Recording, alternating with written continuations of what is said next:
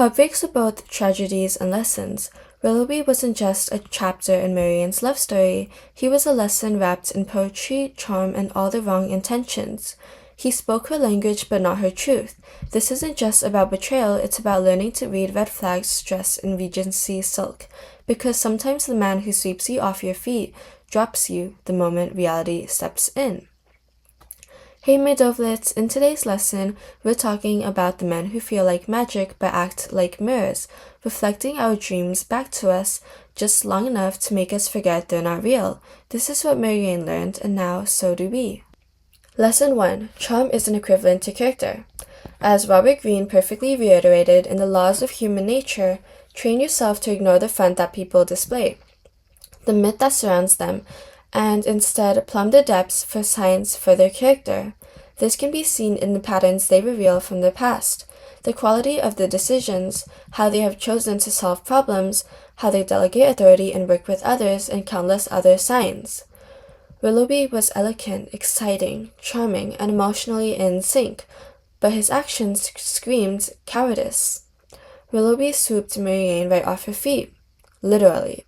This fantasy-like entrance of Willoughby into Marianne's life made his person and air equal to what her fancy had ever drawn for the hero of her favorite story. Willoughby plays the perfect courtier. Jane Austen literally states that he was perfectly formed to engage Marianne's heart. He mirrors Marianne's soul, he makes her feel seen and understood, worships her interest, and charms her family.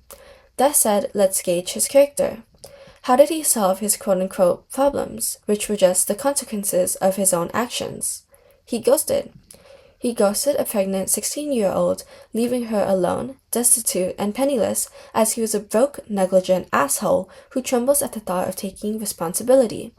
As Cesare Pavese said, it is a mistake to think one can perform an action or behave a certain way once and no more. Watch what they do, not what they say. Lesson 2. Fast intimacy is not deep intimacy. As Jane Austen said, there is no charm equal to tenderness of heart. Willoughby swept into Marianne's life like a summer storm, sudden, passionate, and overwhelming. They shared secrets, songs, and stolen moments so quickly it felt like love at first sight. But beneath the whirlwind, there was no foundation. Willoughby's words dazzled, but his heart wasn't truly rooted. What looked like a deep connection was just a surface flash, a bright firecracker that burned fast and fizzled. True intimacy, the kind that holds through storms and seasons, takes time. It's built in quiet conversations, shared hardships, and the slow unfolding of trust. Marianne learned this the hard way, that rushing into emotional closeness can blur red flags and leave your heart exposed. An example of this in real life is the wizard Liz and It. It spouted bullshit and lies out of the crevices of his ash, feeding Liz a bombastic spiritual love-at-first-sight fantasy.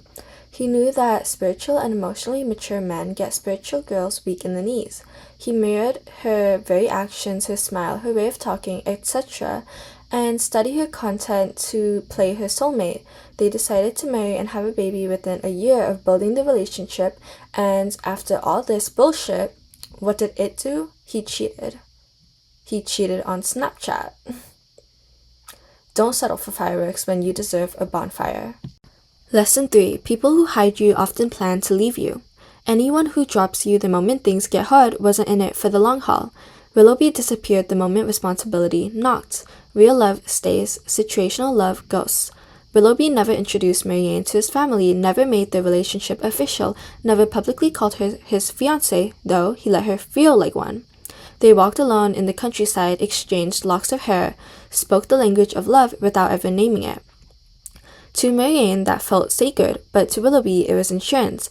If he ever wanted or needed to disappear, he could say, "We were never engaged," and that's exactly what he did. He hid her from the people whose opinions he feared because he never intended to make her part of his real life. People who love you don't tuck you into the shadows, they bring you into the light. They say your name out loud, they claim you, and anyone who keeps your love quiet might be planning to leave it quietly too. An example of this is in the book Don Quixote, where Don Fernando promises the Dorotea marriage, makes vows of love, and uses all the right words, but like Willoughby, when the time came to commit, he vanished.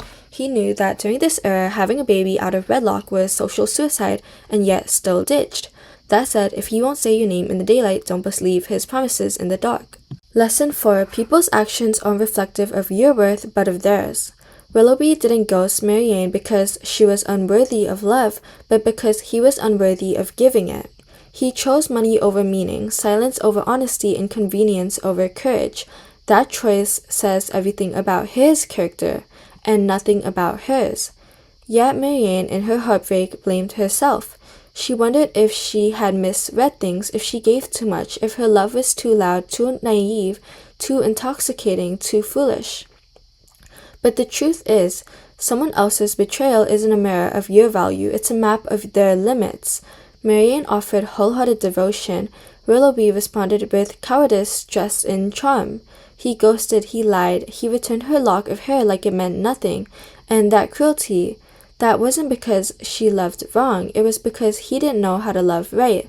So many of us mourn rejection thinking it proves we weren't enough, when in reality it reveals the other person couldn't meet us where we stood, in truth, in openness, in soul. Marianne's heartbreak didn't diminish her, it refined her, and one day, when she was strong enough to love with both feeling and wisdom, love came back, and this time it stayed. Lesson 5. When someone regrets losing you, it doesn't mean they deserved you. Willoughby came back with his sad eyes, his sob story, and all the if-onlys a heartbroken girl might have dreamed of. He told Eleanor he still loved Marianne, that he was forced to marry for money, that he would have chosen love, if only the world had been different. But remorse after consequences isn't redemption. Missing someone isn't the same as being worthy of them. His return didn't prove he was good, only that he was weak, because love that needs conditions isn't love, it's convenience dressed in costume.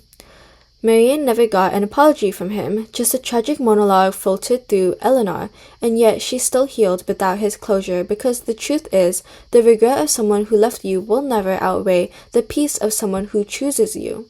Regret is noisy, real love is stable and consistent. Lesson 6. A man who chooses comfort over courage will always betray passion. Willoughby had enough money to support two. He had the option to choose love, but in the end he decided he'd rather spend his days relaxing and hunting. He acted as if he had no choice, all while originally inheriting 3 times the amount Edward did per year, and while spouting all of these bombastic excuses out of his mouth, he spoke bad of and resented the very woman who funded his lavish lifestyle.